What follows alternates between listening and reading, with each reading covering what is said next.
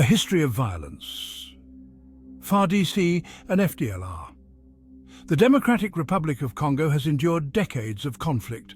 At the heart of this turmoil lie complex relationships between various armed groups, including the Armed Forces of the Democratic Republic of the Congo and the Democratic Forces for the Liberation of Rwanda.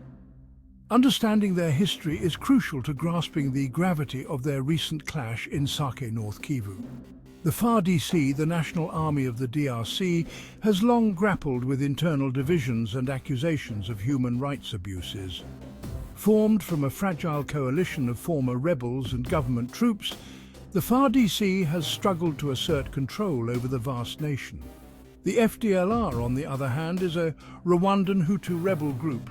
It was formed in the aftermath of the 1994 Rwandan genocide. The FDLR's presence in eastern DRC has been a constant source of regional instability. Accused of horrific violence against civilians, the group has been a key factor in perpetuating the cycle of conflict. Their presence has also been a source of tension between Rwanda and the DRC. For years, a complex and often opportunistic alliance existed between the FARDC and the FDLR. This collaboration was driven by mutual enemies and a desire to control valuable resources in eastern DRC. However, the recent clash in Sake suggests a significant shift in this dynamic. The recent clash between the FARDC and the FDLR in Sake, North Kivu sent shockwaves through the region. This unexpected confrontation has raised questions about the shifting alliances and motivations of the armed groups operating in eastern DRC. For years, collaboration, not conflict, characterized the relationship between the FARDC and the FDLR. This makes the recent violence all the more perplexing. The clash in Sake suggests a potential rupture in this long-standing alliance, but the underlying reasons remain unclear. Several factors could be contributing to this sudden shift. One possibility is that the FARDC, under pressure from the international community, is genuinely attempting to assert its authority and dismantle the FDLR. Another possibility is that internal divisions within the FARDC or within the FDLR itself have led to this confrontation. Whatever the reasons, the clash in Sake represents a turning point. It has the potential to reshape the dynamics of the conflict in eastern DRC, either by escalating the violence or paving the way for new alliances and peace efforts. The Mai factor, navigating shifting alliances. Adding another layer of complexity to the conflict is the role of other armed groups, particularly the Mai Nyatura. The Mai are a network of local militias with a complex web of allegiances and rivalries. The Mai Nyatura, known for their brutality and resistance to outside forces, have at times collaborated with both the FARDC and the FDLR. Their involvement in the region further complicates the situation and makes it difficult to predict the trajectory of the conflict.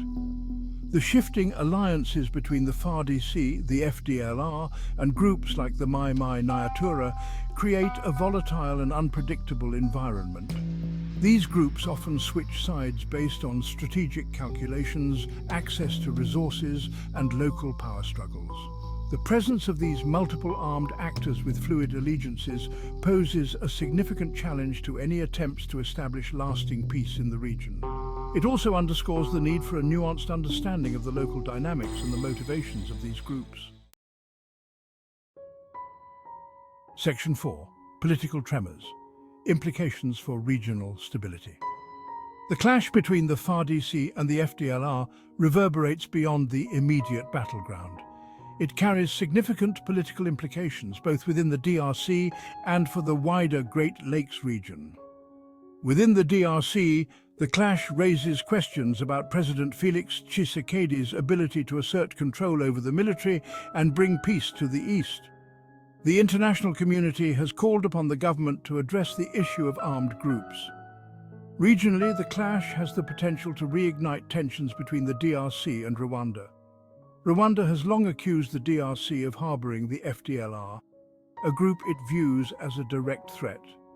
The involvement of other regional actors, such as Uganda and Burundi, further complicates the situation. Each country has its own interests and alliances in the region, making it difficult to achieve a unified response to the crisis. Section 5.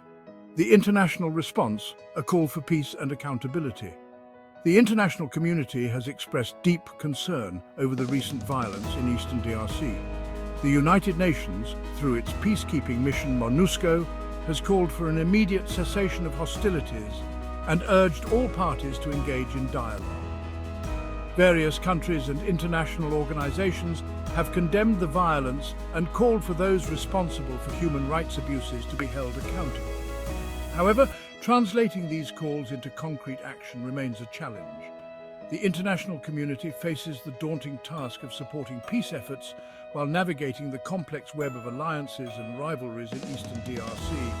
There is also the need to address the humanitarian crisis unfolding in the region.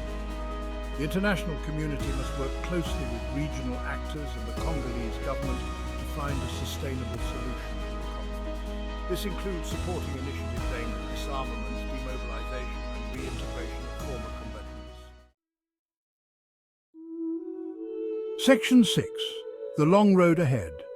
Hope for lasting peace in Congo.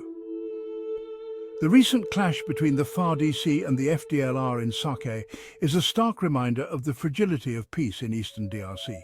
It highlights the long and difficult road ahead in the search for a lasting solution to the conflict. While the clash has the potential to escalate the violence, it also presents an opportunity. It could serve as a wake-up call for all parties involved, prompting them to reconsider their strategies and prioritize dialogue. The Congolese people have endured decades of unimaginable suffering. It is time for their voices to be heard, their human rights to be respected, and their aspirations for peace to be realized. The path to peace in eastern DRC will require a concerted effort from all stakeholders, including the Congolese government, regional actors, and the international community. Only through dialogue, reconciliation, and a commitment to justice can lasting peace be achieved.